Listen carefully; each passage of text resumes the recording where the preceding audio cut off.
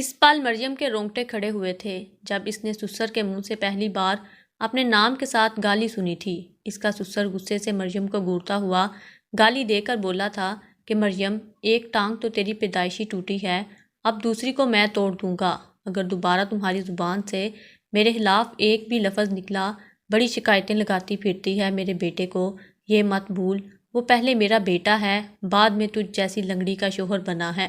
سسر کے منہ سے ایسے غیر مہذبانہ الفاظ سن کر مریم بت بنی انہیں دیکھتی رہ گئی۔ اس کا سسر تو ساس سے بھی زیادہ سخت نکلا تھا، یہ جانتے ہوئے بھی کہ مریم ایک ٹانگ سے معذور ہے، اس سے ایسے کام کرنے کو کہتا جو وہ بمشکل ہی کر پاتی تھی۔ گھر میں نوکر ہونے کے باوجود اس کی حالت نوکرانیوں جیسی ہو چکی تھی۔ تھکن سے چور جب اس نے شوہر سے ذرا سی تھکاوٹ کا ذکر کیا تو سسر کا لہجہ سن کر اسے اپنے کانوں پر یقین نہیں آ رہا تھا کہ یہ اس کا سسر اس سے کس لہجے میں بات کر رہا تھا۔ اسے یوں حیرت میں ڈوبا دیکھ کر مریم کی ساس مسکرائی تھی اور پھر ٹانگ پر ٹانگ چڑھا کر بولی، اگر میرے شوہر کو گور گور کر دیکھ لیا ہو تو باہر لان میں میرا پالتو کتا بیٹھا ہے، صبح صبح باہر نالے میں گر گیا تھا، بہت بدبو آ رہی ہے، اس سے گھر کے اندر داخل کرنے کے قابل نہیں رہا، ذرا جا کر اسے نہلا دو جلدی، اور ہاں خبردار جو کسی نوکر سے مدد لی ہو تو۔ مریم یک ٹک کبھی ساس تو کبھی سسر کا چہرہ دیکھ رہی تھی، اس کے حلق میں اس پل کانٹے چبھے تھے۔ اسے اب احساس ہوا تھا کہ اس نے کتنی بڑی غلطی کر دی تھی۔ کچھ دیر پہلے وہ کام کر کے جو اسے نہیں کرنا چاہیے تھا وہ خود ہی اپنے پیروں پر کلہاڑی مار چکی تھی۔ وہ پہلے ہی کیوں نہ سمجھ گئی کہ اتنے امیر اور مغرور لوگ بھلا کیوں اس جیسی عام سی شکل و صورت کی لڑکی کو اپنی بہو بنائیں گے، جن کا اپنا بیٹا انتہائی ہوبرو اور اس سے کہیں زیادہ حسین تھا، بھلا اس کی خاطر وہ مریم جیسے پولیو سے متاثرہ لڑکی کو کیوں چن رہے تھے۔ مریم بس چرجری لے کر رہ گئی، جو کچھ ہونا تھا وہ تو ہو چکا تھا، اب نہ جانے مزید اس کے ساتھ کیا کیا ہونے والا تھا۔ ساس اور سسر تو پل بھر میں بدل گئے تھے، اس کی آنکھوں میں تو اس قدر حیرانگی تھی کہ آنکھوں میں آنسو بھی نہیں آ رہے تھے۔ وہ بوجھل قدموں کے ساتھ چلتی فوراً اپنے کمرے میں داخل ہوئی جہاں مریم کا شوہر ارسلان لیپ ٹاپ سامنے رکھے کام میں مشغول تھا۔ وہ ارسلان کے پاس گئی اور موٹے موٹے آنسو گرا کر رونے لگی۔ ارسلان نے سر اٹھا کر اس کی جانب دیکھا اور پھر فکر مندی سے بولا کہ مریم، کیا ہوا ہے میری جان، کیوں رو رہی ہو تم؟ کس کی جرأت ہوئی جو تمہاری آنکھوں میں آنسو لا سکے؟ ارسلان کے منہ سے یہ الفاظ سن کر مریم کو تھوڑی ڈھارس ملی تھی، کم از کم اس کا شوہر تو اپنے ماں باپ جیسا نہیں تھا۔ پھر اپنی ماں کی بات یاد آنے لگی کہ اگر شوہر ہمدرد اور محبت احساس کرنے والا ہو تو عورت ہر حال میں گزارا کر لیتی ہے۔ ساس سسر نے اس کو جو کچھ کہا مریم نے سب ارسلان کو بتایا اور پھر اس کا جواب سننے کے لیے اسے روتے ہوئے دیکھنے لگی۔ ارسلان سب کچھ سننے کے بعد ایک لمبا سانس خارج کر کے جو بولا وہ سن کر مریم کے ہوش اڑ گئے۔ مریم کا شوہر بولا، شکر ہے جان چھوٹی، اب مزید تم جیسی لڑکی کے ساتھ مجھے محبت کا ڈھونگ تو نہیں کرنا پڑے گا، جانتی ہو میری زندگی کا سب سے مشکل کام ہی یہی تھا، تم جیسی بد مشکل منظور اور ہر وقت روتا چہرہ لے کر گھومنے والی لڑکی کے ساتھ جھوٹی محبت کا ڈرامہ کرنا۔ یہ کہہ کر اس نے مریم کی آخری امید بھی توڑ دی تھی۔ کیسی کایا پلٹی تھی ایک دن میں! چند دن پہلے یہی سسر اور شوہر اس کے آگے پیچھے گھومتے نظر آ رہے تھے۔ ساس بھی بیٹی بیٹی کہتی نہیں تھکتی تھی۔ جب مریم کی شادی ہوئی اور رخصت ہو کر سسرال آئی تھی تو حجلہ عروسی میں ارسلان سے پہلے اس کی ساس داخل ہوئی تھی۔ مریم انہیں دیکھ کر کچھ حیران سی ہوئی تھی۔ وہ اس کے پاس آ کر بیٹھ گئیں، کہنے لگیں، مریم بیٹا، ہمارے علاقے میں آج کل گھروں میں بہت ڈکیتیاں پڑ رہی ہیں، جب سے تم گھر آئی ہو میرا دل ہی ہولے جا رہا ہے کہ کہیں تمہارا زیور ہی کوئی چوری کرنے نہ آ جائے۔ ابھی چند دن پہلے بھی ایک نئی دلہن کا زیور چوری کرنے چور گھر میں گھس گئے تھے اور زیور کے ساتھ ساتھ دلہن کو بھی لوٹ کر چلے گئے۔ یہ سن کر تو مریم بری طرح سے گھبرا گئی تھی۔ اس نے اپنا سارا زیور اتارا تو ساس نے فوراً اسے زیور جپٹ لیا، کہنے لگی، میں سنبھال لیتی ہوں۔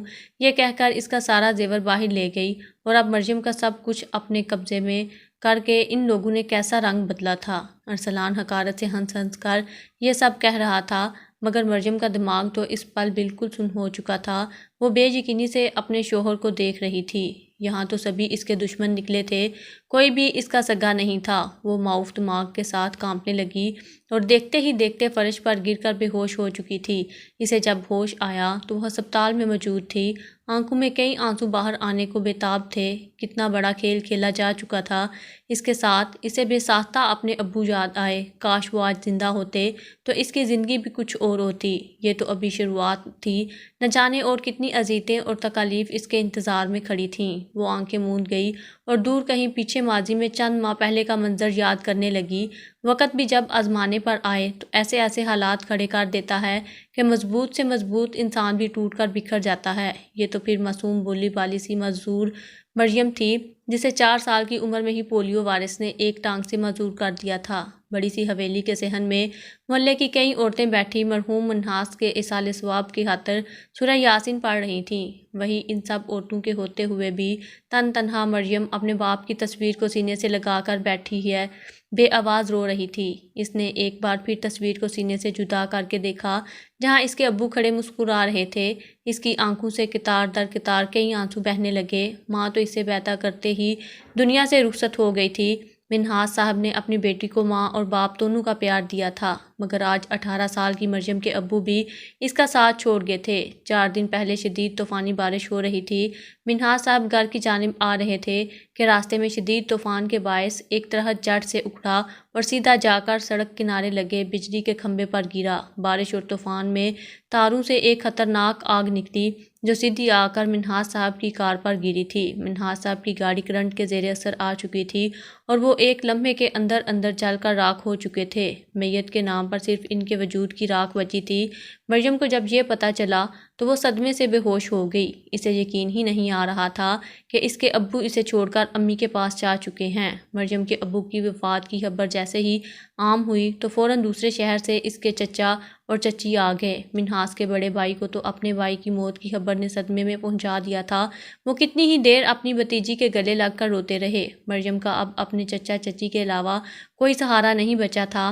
آج اس کے ابو کو دنیا سے گئے ہوئے 3 دن گزر چکے تھے۔ وہ بار بار ایک نظر اس گھر پر ڈالتی اور پھر اپنے ماں باپ کی تصویر کو دیکھ کر رونے لگتی۔ آج اس کا اس گھر میں آخری دن تھا، نہ جانے وہ یہاں دوبارہ کبھی واپس آ سکے بھی یا نہیں۔ تایا نے مریم کے سر پر شفقت سے ہاتھ رکھتے ہوئے کہا کہ بیٹی، اب تم ہماری عزت ہو، خود کو کبھی یتیم مت سمجھنا۔ تمہارا تایا تمہارے باپ کی جگہ ہے، تمہیں کبھی کوئی تکلیف نہیں پہنچنے دے گا۔ مریم خاموشی سے ان کی بات سن کر سر جھکا گئی۔ جب سے اس نے ہوش سنبھالا تھا وہ پہلی بار اپنے تایا اور تائی کو دیکھ رہی تھی، کیونکہ اتنے سالوں میں ایک بار بھی وہ گھر میں داخل نہیں ہوئے تھے۔ اسے بس بچپن کی ایک ہلکی سی جھلک یاد تھی جب تایا ان کے گھر آ کر کسی بات پر لڑائی کر کے گئے تھے۔ اس کے بعد دوبارہ کبھی یہاں نہیں آئے تھے، مگر آج اتنے سالوں بعد اس کے ابو کی وفات کے آدھے گھنٹے بعد ہی تایا اور تائی کا پہنچ جانا اسے تھوڑا عجیب بھی لگا تھا۔ مریم کے تایا نے اس سے کہا کہ وہ اب ہمیشہ ہمیشہ کے لیے ان کے ساتھ شہر میں ہی رہے گی۔ مریم کو بھی کوئی اعتراض نہ تھا، مگر اسے اس گھر میں گزارا گیا وقت اور یادیں بہت رلا رہی تھیں۔ اس شام وہ اپنا تمام تر سامان پیک کر کے گاڑی میں پہنچانے کے بعد اپنے اس عالیشان گھر کو آخری نظر دیکھ کر گاڑی میں بیٹھ چکی تھی۔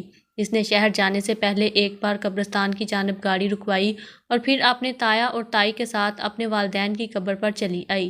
اس کا دل پھٹنے کو تھا، کاش وہ دونوں آج زندہ ہوتے تو اس کی زندگی ہی کچھ اور ہوتی۔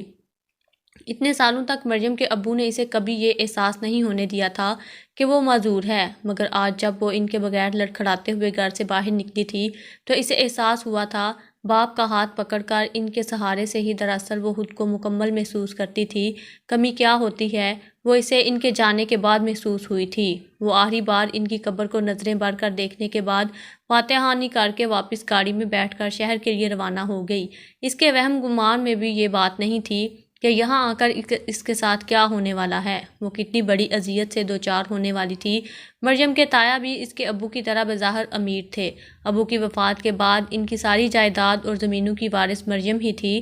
مریم اپنی والدہ کا زیور بھی ساتھ لے آئی تھی جس کی مالیت لاکھوں میں تھی۔ مریم کی تائی نے آتے ہی مریم کی خوب آؤبگت کی۔ 2 نوکرانیاں تو بس اس کے کمرے کے باہر ہر وقت موجود رکھیں تاکہ جب بھی مریم کو ضرورت پڑے وہ اس کی مدد میں دیر نہ کریں۔ باپ کے جانے کا غم تو ساتھ تھا ہی، مگر یہاں آنے کے بعد تایا اور تائی کی محبت دیکھ کر وہ مطمئن ضرور ہو چکی تھی کہ اسے اب ایک ماں کا پیار بھی مل سکے گا۔ کچھ ہی دنوں بعد آسٹریلیا سے پڑھائی کر کے اس کا تایا زاد بھی پاکستان واپس آ گیا، جسے دیکھتے ہی مریم ایک پل کو پلکیں جھپکانا بھول گئی تھی۔ بلا شبہ وہ بہت حسین تھا۔ مریم اگلے ہی پل اس کے چہرے سے یہ سوچ کر نظریں چرا گئی کہ کہیں اس کی ہی نظر نہ لگ جائے۔ ارسلان کو پاکستان آئے ہوئے چند دن بیت چکے تھے جب ایک روز تائی اس کے پاس آئی اور جو بات بولی وہ سن کر مریم کا دل گویا حلق کو آیا تھا۔ مریم کی تائی اس کا ماتھا چوم کر بولی کہ وہ اسے اپنی بہو بنانا چاہتی ہیں۔ مریم کے تو ہوش ہی اڑ چکے تھے۔ ارسلان جیسا ہوبرو لڑکا کہاں اور وہ عام سی شکل و صورت کی معذور لڑکی کہاں۔ مریم ایک پل کو شرمندہ سی ہو چکی تھی، مگر جب ارسلان نے خود اسے پسندیدگی کا اظہار کیا تو وہ اپنی قسمت پر رشک کیے بغیر نہ رہ سکی۔ چند ہی دنوں بعد اس کا نکاح ارسلان سے کر دیا گیا تھا۔ وہ بہت خوش تھی، اس کی زندگی اب مکمل ہو چکی تھی، مگر شادی والی رات تھی، ساس نے زیور لے لیے تھے اور ایک ہفتے بعد ایک وکیل گھر داخل ہوا جو منہاس صاحب کی ساری جائیداد مریم کے نام منتقل کرنے کے کاغذات تیار کر کے لایا تھا۔